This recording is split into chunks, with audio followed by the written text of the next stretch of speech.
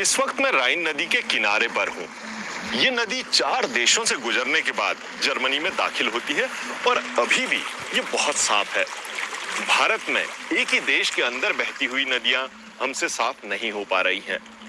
आखिर जर्मनी समेत पश्चिमी यूरोप के देशों ने कैसे किया अपनी बेहद गंदी हो चुकी नदियों को साफ, यही जानेंगे आज पिन एंड पोस्ट में। नमस्कार, आपके साथ मैं हूं ओंकार। चलिए शुरू करते हैं।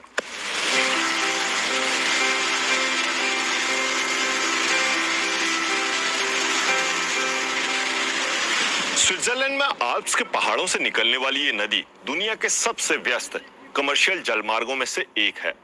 इस नदी के किनारे दुनिया के कुछ बड़े औद्योगिक शहर बसे हुए हैं। यूरोप के सबसे बड़े पोर्ट रोटरडाम को ये 6 देशों से जोड़ती है। हर साल इस नदी पर करीब 7,000 जहाज चलते हैं और इन सब के बावजूद इस नदी के पानी की क्वालिटी ये देखिए। अभी भी इस नदी का पानी एकदम चमक रहा है और 1200 किलोमीटर लंबी नदी का पानी साफ रहे, ये तय करने की जिम्मेदारी 9 इंटरनेशनल स्टेशन और 20 नेशनल स्टेशनों पर है। वो लगातार इस नदी के पानी पर नजर रखते हैं। अब सवाल ये उठता है कि क्या ये नदी हमेशा से इतनी साफ थी? इसका जवाब है नहीं। 1980 के दशक तक ये यूरोप की सबसे गंदी नदियों में से एक थी। इससे बदबू आया करती थी, इसके ऊपर मरी हुई मछलियां तैरती दिखती थी। कैसे उसके बाद यूरोप के सारे देशों ने जर्मनी समेत इस नदी को साफ करने का बीड़ा उठाया और उसके लिए क्या क्या किया, चलिए आगे इसी को समझते हैं।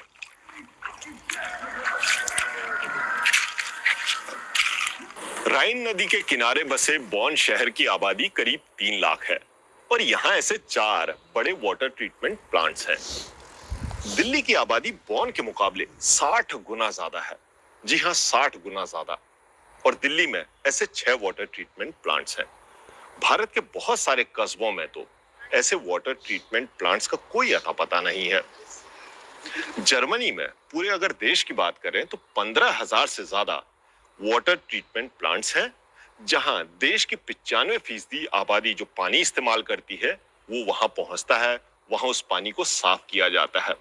3 चरणों में पानी को साफ किया जाता है। 3 पानी को साफ करने के बाद ही नदियों या जलधाराओं में रिलीज किया जाता है। ये तो हो गई बड़ी नदियों और बड़े शहरों की बात, लेकिन गांवों से गुजरती बलखाती हुई छोटी छोटी नदियों और जलधाराओं का क्या? उनकी सफाई कैसे की जाती है? चलिए इसे समझने के लिए हम गांव की तरफ चलते हैं।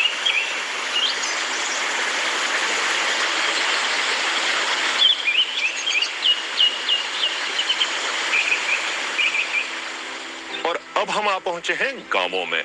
मेरे इस तरफ कई गांव हैं और दूसरी तरफ प्राकृतिक रूप से संरक्षित इलाका, और उन दोनों के बीच में बहती है राइन की एक सहायक नदी जी। ये नदी 155 किलोमीटर लंबी है जो आगे जाके राइन में मिल जाएगी। इस नदी के किनारे भी सैकड़ों गांव, कुछ बड़े शहर और कुछ कस्बे बसे हुए हैं। उन सब के लिए भी पानी साफ करने का इंतजाम किया गया है। गांवों का सिस्टम यह है कि 4 या 5 गांवों के बीच में एक वाटर ट्रीटमेंट प्लांट लगाया जाता है। उन सारे गांवों का पानी वहीं आता है, उनके घरों का, और उसे साफ करके जलधाराओं में छोड़ा जाता है या नदियों में छोड़ा जाता है। लेकिन वाटर ट्रीटमेंट प्लांट्स के साथ ही बहुत जरूरी है कि छोटी नदियों के आसपास प्राकृतिक रूप से संरक्षित इलाके छोड़े जाएं, छोटी भी और बड़ी नदियों के किनारे भी। क्योंकि प्लांटों में साफ करने के बाद भी पानी में कुछ माइक्रो बैक्टीरियाज बचे रहते हैं।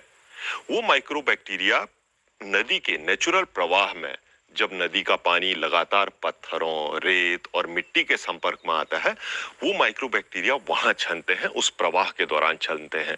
लिहाजा ये बहुत जरूरी है कि वाटर ट्रीटमेंट प्लांट्स के साथ साथ नदियों को बीच बीच में सांस लेने के लिए ऐसी जगह दी जाए, ऐसा इलाका दिया जाए जहां प्राकृतिक रूप से जंगल हो या पूरी तरह प्राकृतिक रूप से संरक्षित इलाका हो। यमुना दिल्ली में दाखिल होने से पहले,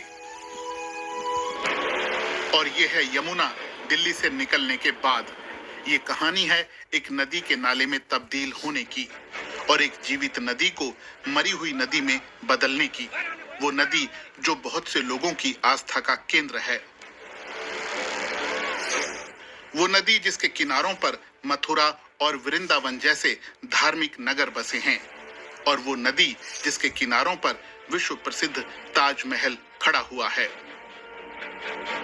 यमुना हिमालय से निकलती है और प्रयागराज तक 1300 किलोमीटर से भी ज्यादा का सफर तय करती है।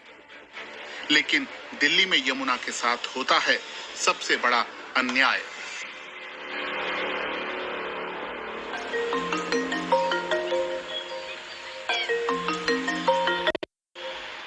ओखला बैराज दिल्ली में यमुना का आखिरी पड़ाव है। इसके बाद ये नदी उत्तर प्रदेश में दाखिल हो जाती है।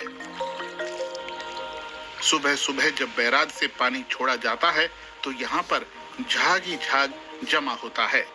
जैसे जैसे दिन चढ़ता है तो झाग खत्म होता चला जाता है, लेकिन इसके पानी में घुले जहरीले तत्व कहीं नहीं जाते।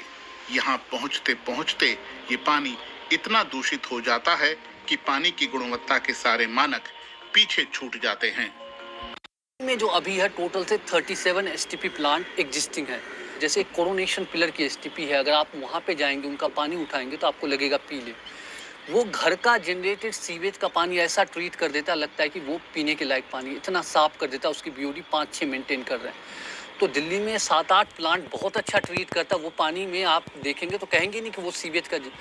पर अगर वैसा सभी एसटीपीज अगर करे काम उस स्टैंडर्ड के हिसाब से फॉलो करे तो यमुना की स्थिति आपको बहुत बेहतर देखने के लिए मिलेगी। ये जो आप झाग बहते देखते, ये झाग भी नहीं मिलेगा, ना ही यमुना जी से बदबू आएगी, ना ही इसकी बीओडी इतनी होगी। एसटीपी यानी सीवेज ट्रीटमेंट प्लांट, जिनमें सीवेज के पानी को साफ किया जाता है। लेकिन पर्यावरण के लिए काम करने वाली संस्था अर्थ 5R का कहना है कि दिल्ली में हर दिन करीब 80 करोड़ लीटर अनट्रीटेड सीवेज बहाया जा रहा है। यह है यमुना का पानी। यमुना भारत की चौथी सबसे बड़ी नदी और भारत की सबसे पवित्र नदियों में से एक। लेकिन आज ये नदी एक नाला बन गई है। इसकी जो हालत है बहुत खराब है। असल में ये नदी एक महानगर के बीच से गुजरने की कीमत चुका रही है, और वो महानगर है दिल्ली, जो इस नदी की अहमियत नहीं समझता और इसमें अपना गंदा पानी, मल मूत्र सब बहा दे रहा है, और ये नदी एक मरी हुई नदी में तब्दील हो जाती है। दिल्ली में दाखिल होने से पहले यमुना का पानी बहुत हद तक साफ होता है। इसी पानी को वजीराबाद डैम पर यमुना से निकालकर ट्रीट किया जाता है। दिल्ली में पानी की 70% जरूरत इसी से पूरी होती है।